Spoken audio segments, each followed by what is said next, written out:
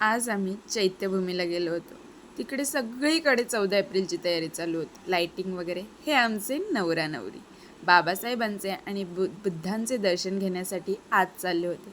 तिकडे फोटो काढणं, व्हिडिओ काढणं काही अलाउड नव्हतं, म्हणून मला ते काही कॅप्चर करता आलं नाही. जेवढं जमलं तेवढं मी केलं. मग दर्शन घेऊन आम्ही बाहेर आलो. चालून चालून खूप थकलेलो, म्हणून बसण्यासाठी आम्ही येथे आलो. इथून समुद्र चौपाटीचा व्ह्यू खूप भारी दिसत होतं आणि खूप छानसुद्धा वाटत होतं. थंड हवा येत होती. भारी वाटत होतं.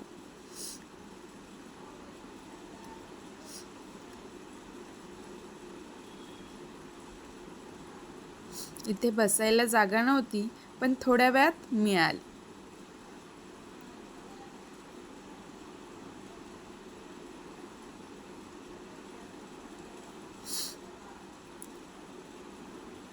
मग आम्ही थोडा वेळ तिथे लावलेल्या झाडांच्या सावलीखाली बसलो.